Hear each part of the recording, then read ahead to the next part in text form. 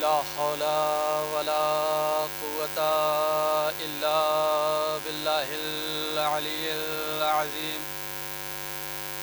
أعوذ بالله من الشيطان اللعين الرجيم. بسم الله الرحمن الرحيم. الحمد لله رب العالمين. الصلاة والسلام على أشرف الأنبياء والمرسلين سيدنا ومولانا جد الحسن والحسين أبي القاسم محمد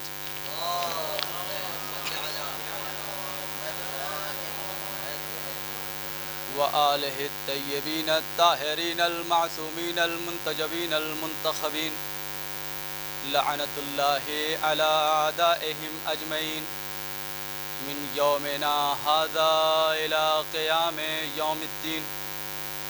أما بعد فقد قال الإمام الحسين عليه السلام: بكاء العيون وخشية القلوب رحمة من الله. ایک صلوات پڑھیں حضرت محمد و آل محمد.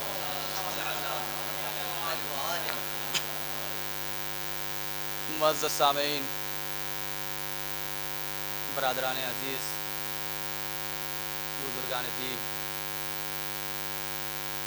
عزاداران سید الشہداء، مادمداران مظلوم کربلا، میں نے امام کے جس فرمان کو اپنی گفتگو کا عنوان قرار دیا ہے، اگر آپ غور کریں تو مولا حسین کے اس فرمان میں تین چیزیں ہیں. پہلا بکاء العیون، آنکھوں کا رونا. دوسرا خشیت القلوب، اور تیسرا رحمت خداوندی. چونکہ دامن وقت میں اتنی گنجائش نہیں ہے کہ ان تینوں پہ گفتگو کی جائے، لہذا ان میں سے میں نے ایک کا انتخاب کیا ہے، اور جس چیز کو میں نے منتخب کیا ہے وہ خشیت القلوب ہے. میری گفتگو انشاءاللہ اسی خشیت القلوب پہ ہوگی، مگر اس کے پہلے میں ایک جملہ کہنا چاہتا ہوں کہ مجھے آپ کی توجہات کی بے حد ضرورت ہے. کیوں؟ اس لیے کہ آپ کی توجہات میرے حوصلہ افزائی کا سبب بنیں گی. میں پوری طرح سے آپ کی توجہ چاہوں گا. اگر آپ کی بہترین توجہ میرے ساتھ رہی تو میں انشاءاللہ اپنی بات کو مختصر وقت میں تمام کرنے کی کوشش کروں گا. لیکن جیسے ہی مجھے یہ احساس ہونا شروع ہو گیا کہ آپ کی توجہات میری طرف سے ہٹنے لگی ہے، وہیں سے میری بات بڑھنا شروع ہو جائے گی. ایک صلوات پڑھیں حضرت محمد و آل محمد پر.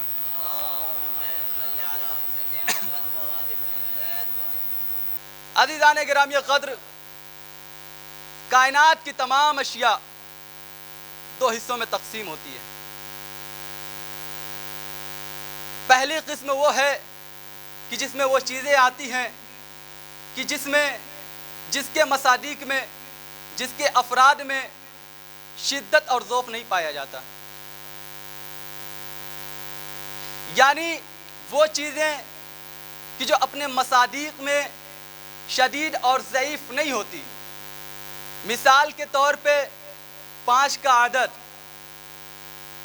یہ جب ہم انسان کے لیے بولیں گے 5، یہی چیز ہم قلم کے لیے بولیں گے 5، تو ایسا نہیں ہے کہ جب ہم نے اس کو انسان کے لیے بولا تو اس میں شدت پایا جاتا ہے. ایسا نہیں ہے کہ جب ہم نے یہ قلم کے لیے بولا تو یہ 5 کا عدد قلم کے لیے کم ہو گیا۔ دوسری قسم وہ ہے کہ یعنی اشیاء اپنے مصادیق میں شدت اور ضعف رکھتے ہیں، وہ چیزیں کہ جو اپنے مصادیق میں شدید اور ضعیف ہوتی ہیں، وہ چیزیں کہ جو متفرق ہوتی ہیں، وہ چیزیں کہ جو آپس میں ایک دوسرے کے ساتھ فرق رکھتی ہیں، وہ چیزیں کہ جو مراتب رکھتی ہیں، توجہ ہے آپ حضرات کی، وہ چیزیں کہ جو مراتب رکھتی ہیں، اور جب مراتب رکھتی ہیں تو ان کے درمیان ایک اثر ہوتا ہے، وہ چیزیں کہ جو مراتب رکھتی ہیں ان کے درمیان شدت اور ذوب پایا جاتا ہے، جیسے سفیدی، سیاہی، نور، وجود، یہ ساری چیزیں ہیں جو اپنے اندر شدت رکھتے ہیں، ذوب رکھتے ہیں۔ آپ نظر اٹھا کے دیکھیں، نمک سفید، دودھ سفید، چینی سفید، سب سفید ہیں لیکن آپس میں سفیدی کے لحاظ سے فرق رکھتے ہیں۔ کسی کا رنگ ہلکا ہے، کسی کا رنگ گاڑھا ہے۔ اسی طرح سے آپ روشنی کو لے لیں، یہ مرکری کا رنگ کچھ اور ہے، سورج کا رنگ کچھ اور ہے، لالٹین کا رنگ کچھ اور ہے، یعنی ان سب کی روشنی آپس میں الگ الگ ہے، نور، لیکن اپنے مصادیق میں متفرق ہیں، اپنے مصادیق میں الگ الگ ہیں۔ سورج کا نور وہ ہے جو آدھی کائنات کو منور کیے ہوئے ہے، باقی دوسرے نور کی یہ کوالٹی نہیں ہے۔ چاند بھی نیر ستارے ہیں اور باقی دوسرے نیر ستارے ہیں، مگر جو کوالٹی، جو نور سورج کا ہے وہ چاند کا نہیں، وہ ستاروں کا نہیں۔ یعنی سارے انوار ہیں مگر سب اپنے آپ میں ایک فرق رکھتے ہیں۔ بس اسی قسم سے ایک قسم ہے معرفت۔ ساری چیزیں اثر رکھتی ہیں، لہذا معرفت اس قسم سے ہے تو معرفت بھی ایک اثر رکھے گا اور اس اثر کا نام ہے خشیت۔ معرفت کے ایک اثر کا نام ہے خشیت۔ ایک صلوات پڑھیں حضرت محمد و آل محمد پر۔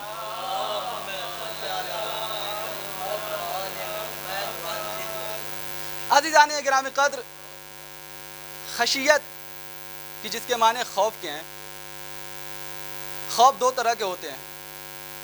ایک وہ خوف جو انسان کو چیزوں سے دور کرتا ہے اور صرف دور کرتا ہے، ایک وہ خوف جو انسان کو دور بھی کرتا ہے اور قریب بھی کرتا ہے، دور کرتا ہے معصیت سے، قریب کرتا ہے اللہ سے۔ اس خوف کو خشیت کہتے ہیں۔ بس یہ خاص خوف خشیت ہے۔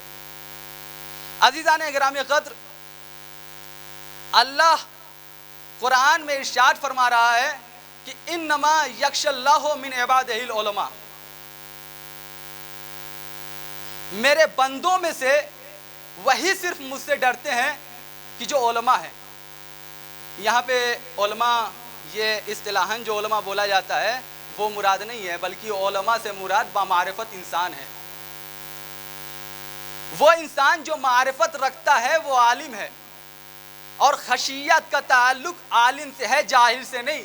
اس کا مطلب یہ ہے کہ جہاں علم ہوگا وہاں خشیت ہوگی، جہاں جہل ہوگا وہاں خشیت نہیں ہوگی۔ اب ایک جملہ کہہ دوں، جس طرح سے سورج کی روشنی جدا نہیں ہو سکتی، اسی طریقے سے عالم انسان سے خشیت جدا نہیں ہو سکتی۔ ایک صلوات پڑھیں حضرت محمد و آل محمد پر۔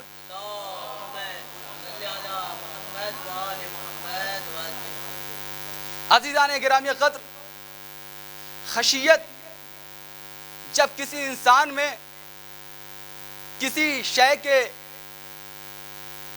سامنے رکھتے ہوئے، کسی شے کو مد نظر رکھتے ہوئے ایک حالت پیدا ہوتی ہے۔ انسان جب ایک شے کو یا کسی کام کو انجام دیتا ہے تو اس کے دل میں ایک حالت پیدا ہوتی ہے۔ وہ حالت کیا ہے کہ جب ایک عالم انسان کسی شے کو یا کسی کام کو انجام دے رہا ہوتا ہے تو اس کے دل میں ایک خوف ہوتا ہے کہ کہیں میرے یہ کرنے سے، یہ کام کرنے سے اس کی عظمت میں کمی نہ ہو جائے، کہیں میرا ایسا کرنے سے اس کے منافی نہ ہو جائے، اس میں کوئی کمی واقع نہ ہو جائے۔ بس اسی خوف کو جو انسان کے دل میں ہے، اسی خوف کو خشیت کہتے ہیں۔ توجہ ہے آپ حضرات کی؟ اگر توجہ ہے تو ایک صلوات پڑھیں عظمت محمد وآل محمد کا۔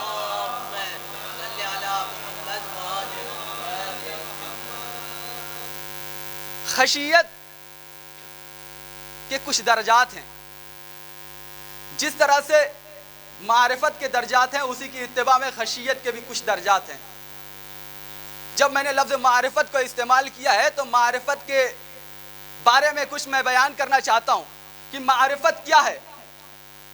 معرفت وہ چیز ہے کہ جس انسان میں بھی یہ معرفت پائی جاتی ہے تو اس معرفت کا اثر، اس معرفت کا ثمرہ یہ ہوتا ہے کہ اس کی عبادت وزنی ہو جاتی ہے۔ آخرت میں جو اعمال کو اور ہماری عبادت کا وزن ہوگا وہ معرفت کی بنیاد پہ ہوگا، اور یہ معرفت ہی ہے کہ 2 رکعت نماز پڑھو اور 70 کا ثواب لے کے جاؤ۔ اگر عالم انسان 2 رکعت نماز پڑھتا ہے اور جاہل انسان 70 رکعت نماز پڑھتا ہے تو دونوں کی نماز برابر ہوتی ہے۔ یہ ہے معرفت کا ثمرہ۔ معرفت جہاں بھی ہوگی اس کی عبادت میں وزن پیدا ہوگا۔ اب میں یہاں پہ ایک بات عرض کرنا چاہوں گا کہ معرفت نہ اہل بیت سے زیادہ کسی میں ہے اور نہ کسی میں ہوگی۔ اگر یقین نہیں آتا تو میں دلیل کے طور پہ ایک بات عرض کرتا ہوں۔ یوم خندق، جنگ خندق میں رسول اللہ نے ارشاد فرمایا ضربۃ علی یوم الخندق افضل من عبادت الثقلین۔ علی کی ایک ضربت عبادت ثقلین پہ بھاری ہے۔ عزیزان گرامی قدر، یہ کیوں بھاری ہے؟ علی کی ایک ضربت معرفت کے ساتھ تھی۔ رسول نے کہا علی کی ایک ضربت عبادت ثقلین پہ بھاری ہے۔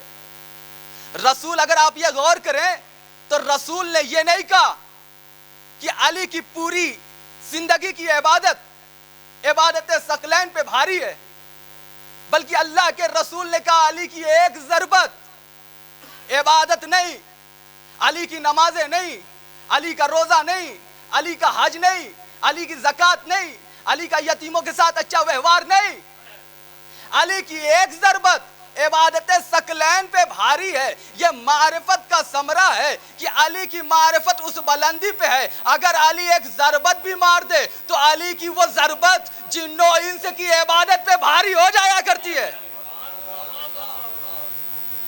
اب ذرا اندازہ لگائیں علی کی معرفت کا۔ جس کی ایک ضربت ثقلین کی عبادت پہ بھاری ہو جائے، اس کا سجدہ کیسا ہوگا، اس کا رکوع کیسا ہوگا، اس کا قیام کیسا ہوگا، اس کا تشہد کیسا ہوگا۔ یہ ہے علی کی معرفت۔ تو میں نے عرض کیا کہ جس طرح سے معرفت کے درجے ہیں اسی طریقے سے خشیت کے بھی کچھ درجات ہیں۔ میں آپ کے سامنے مختصراً بیان کر رہا ہوں۔ خشیت کے پرکھنے کا جو سب سے اچھا مقام ہے اسے نماز کہتے ہیں۔ کیسے؟ آپ نظر اٹھا کے دیکھیں تو کسی کی نماز میں توجہ ہے، کسی کی نہیں۔ کوئی نماز میں حساب و کتاب کرتا ہے اور تومان گنتا ہے تو کوئی نماز میں روتا ہے، گر گراتا ہے۔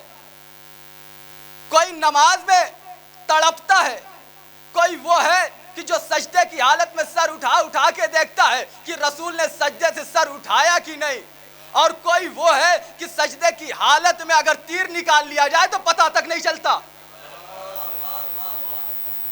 یہ ہے خشیت۔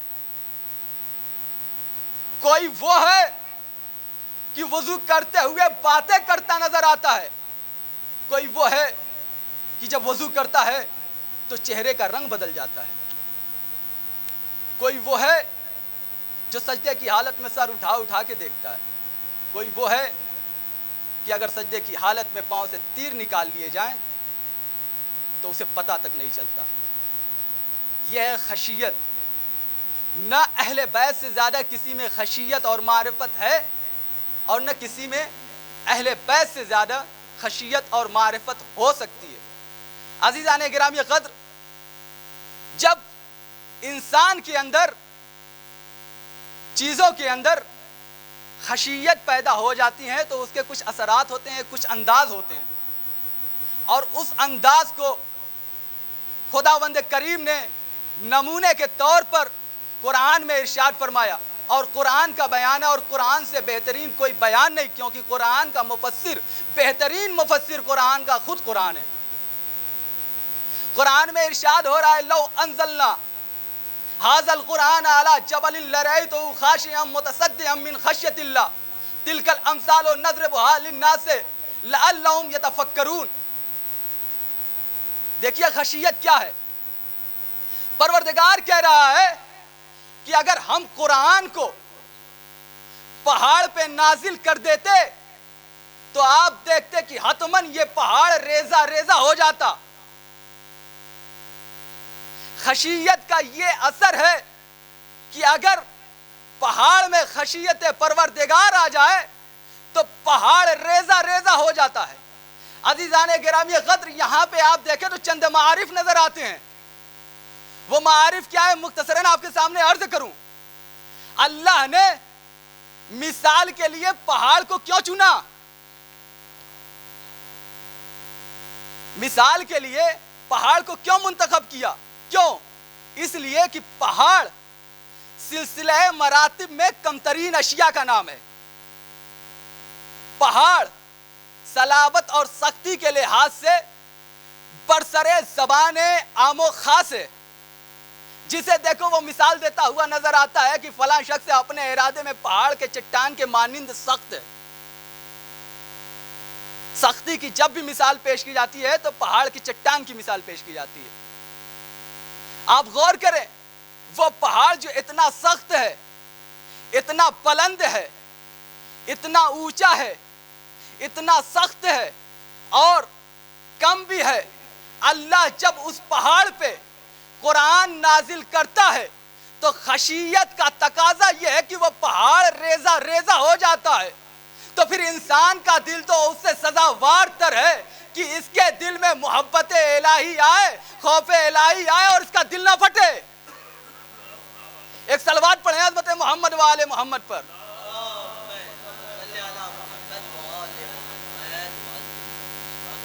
اللہ نے پہاڑ کو منتخب کیا جو سب سے سخت ترین شے ہے، جو سلسلہ مراتب میں سب سے کم ہے، صلابت اور سختی میں برسر زبان عام و خاص ہے۔ اللہ نے اس کو مثال کے طور پہ پیش کیا، لیکن آگے کی آیت سورہ بقرہ کی آیت نمبر 74 میں پھر ارشاد فرماتا ہے کہ کچھ دل ایسے ہیں کہ جو پتھر سے بھی سخت ہیں۔ قرآن میں ارشاد فرما رہا ہے ثم قست قلوبکم من بعد ذالک فہی کالحجارۃ اشد قسوۃ وان منها لما يتفجر منه الانہار وان منها لما يشقق فیخرج منه الماء وان منها لما يهبط من خشیۃ اللہ وما اللہ بغافل عما تعملون۔ اگر آپ غور کریں تو اللہ نے قرآن میں، قرآن کی اس آیت میں یہودیوں کی مذمت پیش کی ہے۔ کچھ ایسے دل ہیں، اتنے سخت دل ہیں، پہاڑ پہ اگر اللہ کی خشیت آ جائے، پہاڑ میں اگر اللہ کی خشیت آ جائے تو پہاڑ ریزہ ریزہ ہو جاتا ہے، مگر کچھ اتنے سخت دل ہیں کہ جو پھٹتے نہیں، ریزہ ریزہ نہیں ہوتے۔ یہودیوں نے نبی کے معجزے کو دیکھا، یہودیوں نے نبی کے کمال کو دیکھا، یہودیوں نے نبی کے ایمان کو دیکھا، یہودیوں نے نبی کے اخلاص کو دیکھا، ایمان نہیں لائے۔ ارے ایمان تو اپنی جگہ، ایمان تو اپنے مقام پر، جادوگر ہونے کی تہمت تک لگا دی۔ ایمان اپنے مقام پر، جادوگر ہونے کی تہمت تک لگا دی۔ جملہ سننا، جادوگر ہونے کی تہمت تک لگا دی۔ ارے بھائی نبی کی ہتھیلی وہ ہتھیلی ہے کہ جس پہ کنکریاں آئے تو وہ بھی کلمہ پڑھتی ہوئی نظر آئے۔ یہ کیسے بدبخت ہے کہ جو رسول پہ جادوگر ہونے کی تہمت لگا رہے ہیں۔ ایک صلوات پڑھیں عظمت محمد و آل محمد پر۔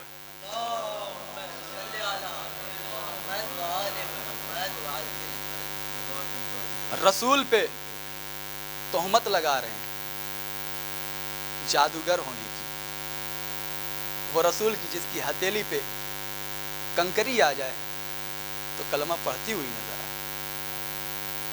अज़ीज़ान गिरामी कद्र, खशियत के अंदाज में आपने देखा, यहाँ जैसे ही अल्लाह ने इरशाद फरमाया कि सुम्मा कसत कुलूबकुम, बाज़ ऐसे दिल हैं कि जो पत्थर से भी सख्त हैं। उसी के बाद की आयत जिसमें इरशाद फरमा रहा है खुदावंद मुताल कि जब पहाड़ मुनफजिर होते हैं, जब पहाड़ फटते हैं तो उसे नहरें जारी होती हैं। जब पहाड़ में शिगाब पैदा होता है तो उससे पानी निकलता है। तो जब पहाड़ जैसी सख्तरीन शय से पानी निकल सकता है खशियत खुदा में, तो इंसान का ये नर्म दिल अगर इसमें खशियत खुदा पैदा हो तो फिर आंखों से आंसू क्यों न निकले। पहाड़ खशियत खुदा में रेजा रेजा हो जाता है तो फिर इंसान क्यों ना खशियत परवरदिगार में तड़पे, क्यों ना खशियत परवरदिगार में रोए, क्यों ना खशियत परवरदिगार में नमाज कायम करे, क्यों ना खशियत परवरदिगार में सजदा करे और सजदा करे। अज़ीज़ान गिरामी कद्र, खशियत के एक अंदाज का नाम है सजदा। हमने बहुत सजदे देखे लेकिन हुसैन जैसा सजदा नहीं देखा कि उसके एक सजदे ने कयामत तक के लिए इंसान को हयात बख्श दी। एक सलवात पढ़े अज़मत मोहम्मद वाले मोहम्मद पर।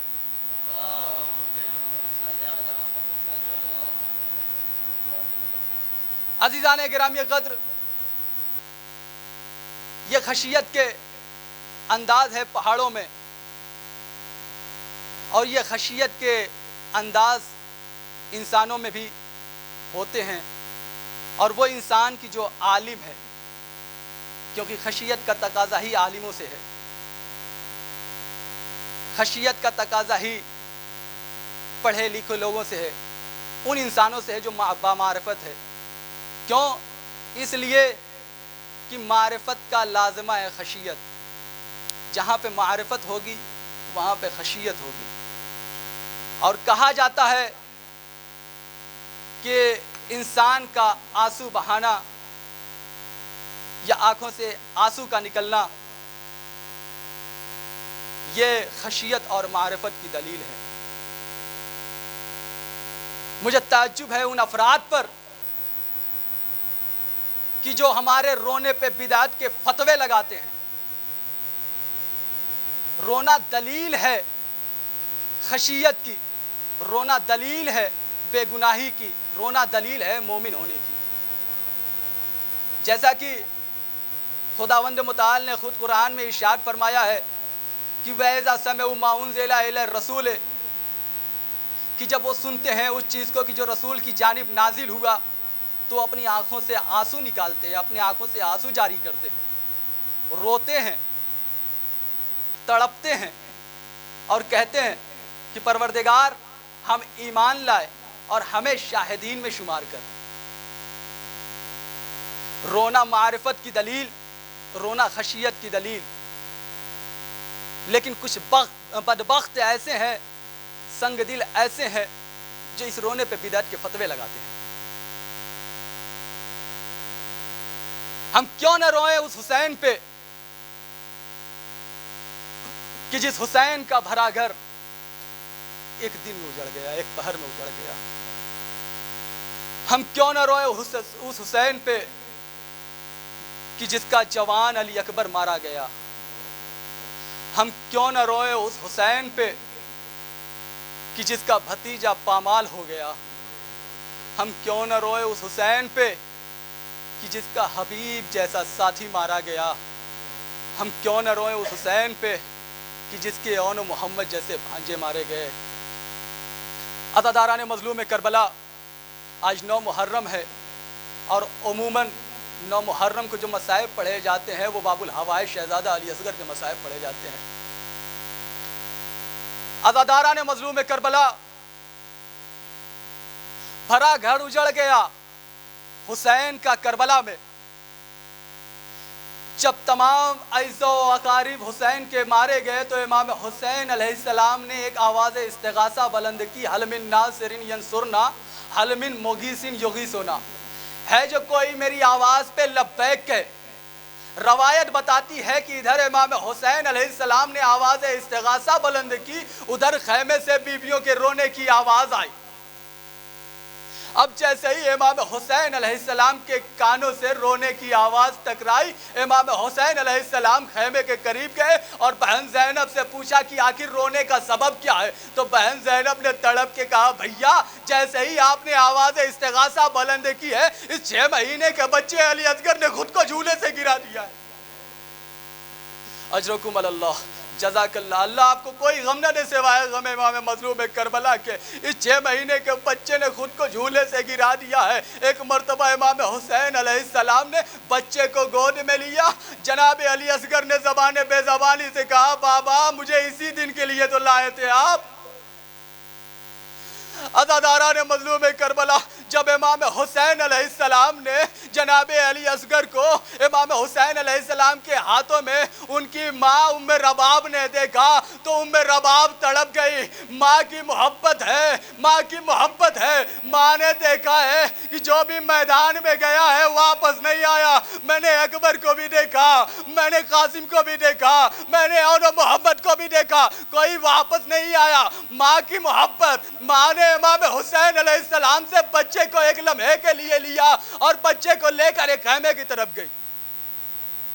بچے کو لے کر ایک خیمے میں گئی اور بچے کو خیمے میں لے جانے کے بعد بچے کا پرانا کرتا اتارتی ہے اور ایک نیا کرتا زیب تن کرتی ہے۔ عزاداران مظلوم کربلا سننا جملہ، عزاداران مظلوم کربلا سنبھال سکتے ہو تو سنبھال لینا۔ ایک ماں ہے، کائنات میں ہر ماں اپنے بچے کی بھوک برداشت نہیں کرتی، اپنی بھوک تو برداشت کر لیتی ہے لیکن بچوں کی بھوک برداشت نہیں کرتی۔ جب خیمے میں لے کے گئی ہے تو جناب علی اصغر سے ام رباب کہہ رہی ہے کہ بیٹا علی اصغر، جب تم نانی زہرا دادی زہرا کے پاس جانا تو میری شکایت نہ کرنا کیونکہ میرا دودھ خشک ہو چکا ہے، میں تمہیں غذا نہیں دے پائی۔ عزاداران مظلوم کربلا، ام رباب جناب علی اصغر کو کرتا پہناتی ہیں، آستینیں الٹتی ہیں اور سر میں کنگھی کرتی ہیں، اس کے بعد لا کے جناب امام حسین علیہ السلام کے حوالے کر دیتی ہیں۔ اب امام حسین علیہ السلام میدان جنگ کی طرف نکلے ہیں اور امام حسین علیہ السلام جب فوج اعداء کے سامنے ہوئے ہیں تو فوج اعداء سے کہتے ہیں کہ میرے اس بچے کو پانی پلا دو۔ اما ترونا کیف یتلذا، کیا میرے اس بیٹے کو نہیں دیکھتے کہ جو ایک مچھلی کی طرح تڑپ رہا ہے کہ جس سے پانی سے نکال دیا گیا ہو۔ عزاداران مظلوم کربلا، حائری مازندرانی اپنی کتاب معالی السبتین میں ایک بات نقل کرتے ہیں، وہ کہتے ہیں کہ انسان کے لیے سب سے تلخ کیا چیز ہے، انسان کے لیے موت سے تلخ چیز کیا ہے؟ تو وہ شخص اس میں کہتا ہے کہ وہ انسان کے لیے سب سے تلخ وہ چیز ہے کہ ایک کریم انسان، ایک سخی انسان، ایک کریم انسان، ایک شریف انسان کسی ذلیل انسان سے پانی مانگے۔ امام حسین علیہ السلام نے یہی تو جملہ کہا تھا، امام حسین علیہ السلام نے یہی تو جملہ کہا تھا، لیتکم فی یوم عاشوراء جمیعا تزورنی، تم دیکھتے کہ میں کیسے پانی مانگ رہا ہوں اور یہ اشقیاء میرے اصغر کو پانی نہیں دے رہے ہیں۔ یہ ستمگار میرے بچے کو پانی نہیں دے رہے ہیں۔ روایت بتاتی ہے کہ جب امام حسین علیہ السلام کے مانگنے پہ بچے کو پانی نہیں ملا تو ایک مرتبہ امام حسین علیہ السلام بچے کو زمین پہ رکھ دیتے ہیں، شاید کوئی رحم کھا جائے، شاید کوئی رحم کھا کے پانی دے دے، مگر پھر بھی پانی نہ ملا۔ امام حسین علیہ السلام نے جناب علی اصغر کو اٹھایا، گود میں لیا، اس کے بعد کہا بیٹا تم بھی تو حجت خدا کے فرزند ہو نا، اپنی حجت حجت کو ان ظالموں پہ تمام کر دو۔ ایک مرتبہ جناب علی اصغر نے خشک ہونٹوں پہ خشک زبان پھرانا شروع کر دی۔ فوج اشکیا میں کوہرام مچ گیا۔ عمر سعد نے یہ منظر دیکھا۔ عمر سعد نے کہا آئینہ آئینہ ہرملا اکتا کلام الحسین، ہرملا کہا ہے حسین کے کلام کو منقطع کر دے۔ اب روایت بتاتی ہے کہ ہرملا نے تیر کو کمان پہ جوڑا۔ عزاداروں وہ تیر کمان پہ جوڑا کہ جو عرب میں دستور تھا کہ وہ تیر کسی انسانوں پہ نہیں چلایا جائے گا، وہ تیر حیوانوں کے مارنے کے لیے تھا۔ وہ تیر ہرملا نے کمان پہ جوڑا اور چلایا۔ سنسناتا ہوا تیر علی اصغر کی جانب آیا۔ مقتل کا جملہ ہے فَذُبِحَ الطِّفْلُ مِنَ الْأُذْنِ إِلَى الْأُذْنِ، بچہ ایک کان سے دوسری کان تک ذبح ہو گئے۔ عزاداران مظلوم کربلا، خشک گلا ہے، اس بچے کی گردن سے کتنا خون نکلے گا۔ امام حسین علیہ السلام نے جناب علی اصغر کے خون کو اپنے ہاتھوں میں لیا۔ ہاتھوں میں لینے کے بعد چاہا آسمان کی طرف پھینکے، ندا آئی آسمان سے بارش نہ ہوگی۔ چاہا زمین کی طرف پھینکے، زمین سے ندا آئی اگر اس خون ناحق کا ایک قطرہ زمین کی طرف آیا تا قیامت زمین سے دانہ نہ اگے گا۔ امام حسین علیہ السلام نے علی اصغر کے خون کو اپنے چہرے پہ ملا اور میں اسی حالت میں اپنے نانا کے پاس جاؤں گا کہ ظالموں نے میرے علی اصغر کو بھی نہیں چھوڑا۔ اجرکم اللہ، جزاک اللہ۔ اللہ آپ کو کوئی غم نہ دے سوائے غم مظلوم، سوائے غم سید الشہداء کے۔ عزاداران سید الشہداء امام حسین علیہ السلام بچے کو لے کر مقتل کی طرف چلے ہیں۔ تاریخ بتاتی ہے کہ سب سے چھوٹا لاشا تو تھا مگر تاریخ کا سب سے وزنی لاشا تھا۔ جب امام حسین علیہ السلام جناب علی اکبر کے لاشے کو لے کے چلے ہیں تو امام حسین علیہ السلام پہ یہ کیفیت طاری نہیں ہوئی ہے۔ جب امام حسین علیہ السلام جناب قاسم کے لاشے کو لے کے چلے تو امام حسین علیہ السلام پہ یہ کیفیت طاری نہیں ہوئی ہے۔ روایت بتاتی ہے کہ یہ لاشا چھوٹا تو تھا مگر اتنا وزنی تھا کہ امام حسین علیہ السلام 7 مرتبہ آگے بڑھے ہیں، 7 مرتبہ پیچھے بڑھے ہیں اور کہتے جاتے ہیں اِنَّا لِلَّهِ وَإِنَّا إِلَيْهِ رَاجِعُونَ، اِنَّا لِلَّهِ وَإِنَّا إِلَيْهِ رَاجِعُونَ، رزم بِقَضَائِهِ وَتَسْلِيمًا لِأَمْرِهِ۔ پروردگار میں تیری رضا سے راضی ہو گیا، پروردگار میں تیری رضا سے راضی ہو گیا، ظالموں نے میرے بچے کو شہید کر دیا۔ عزاداران مظلوم کربلا، امام حسین علیہ السلام جیسے ہی جناب علی اصغر کو خیمے میں لے کے گئے ہیں، روایت بتاتی ہے کہ ماں سے پہلے سکینہ آ گئی اور سکینہ آتے ہی بچے کو خاموش دیکھا، تڑپ کے کہتی ہے بابا آپ نے علی اصغر کو پانی پلا دیا، میرا بھیا محو خواب ہے اور میں پیاسی رہ گئی۔ امام حسین علیہ السلام نے کوئی جملہ نہیں کہا، بس چادر ہٹا دی۔ سکینہ نے علی اصغر کے زخمی گردن کو دیکھ کے تڑپ کے کہا اماں نے یہ منظر دیکھا، تڑپ کے کہا یا بنیا امثلک ینہر، اے میرے لال کیا تیرے جیسا بھی نہر کیا جاتا ہے۔ اجرکم اللہ، جزاک اللہ۔